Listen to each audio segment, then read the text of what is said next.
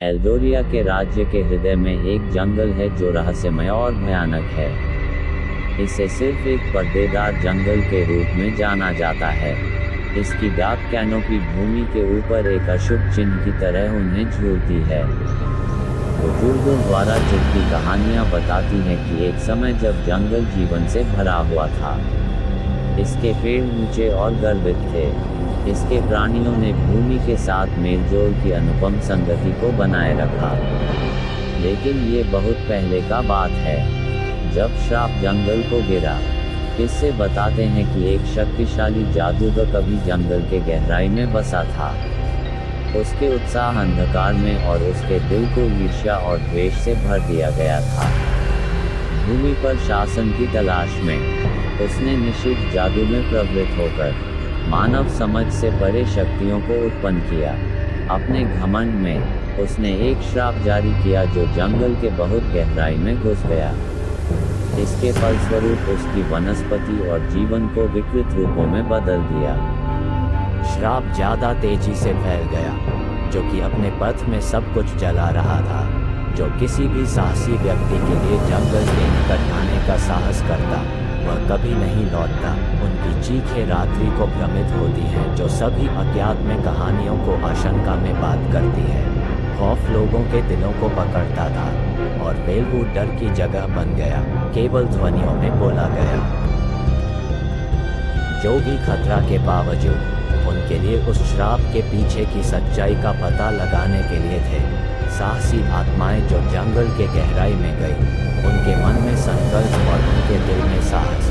उनमें से एक आर्या थी, एक युवा जादूगर जिसका ज्ञान के प्रति लालसा था और उसके देश को प्राप्त श्राप को उठाने की आत्मा में ज्वलित थी।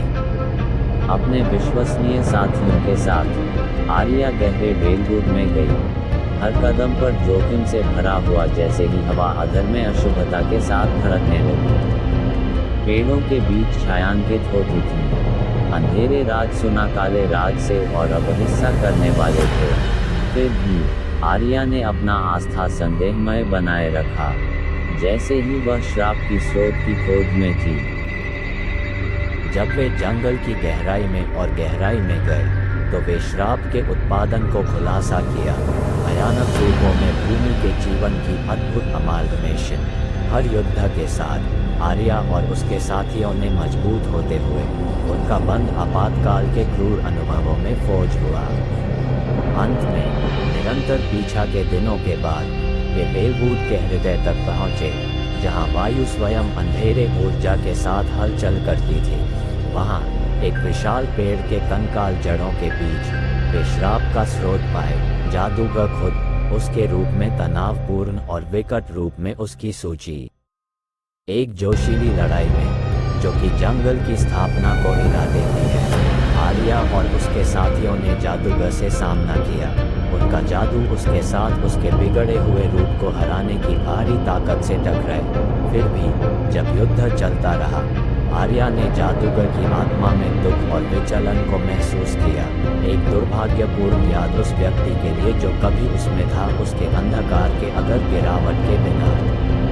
एक स्पष्टता की पल में आर्या ने जादूगर के पास पहुंचा, उसे पुनः उत्कृष्टता और क्षमा की प्रस्तावना की। अपनी आंखों में आंसू के साथ जादूगर ने उसकी प्रस्तावना स्वीकार की। उसके द्वारा किए गए पीड़ा के लिए अफसोस के साथ उसके दिल को भारी किया। साथ में वे एक शक्तिशाली जादू का उपयोग किया, जो कि श्राप को भंग कर दिया, जंगल को उसकी पूर्व शान में पुनः स्थापित किया। जब सवेरा हो रहा था, स्वर्णिम प्रकाश के साथ जंगल को स्नेहाले आर्या और उसके साथियों का उदय हुआ। उनका दिल जीतने के साथ प्रकाश में था। श्राप उठा लिया गया था और शांति अंततः भूमि पर लौट आई थी। और हालांकि भूतकाल के निशान कभी सचमुच मिट नहीं सकते थे, श्रापित जंगल की कहानी एक उम्मीद और पुनर्मूल्यांकन के लंबे समय के लिए याद की जाती है।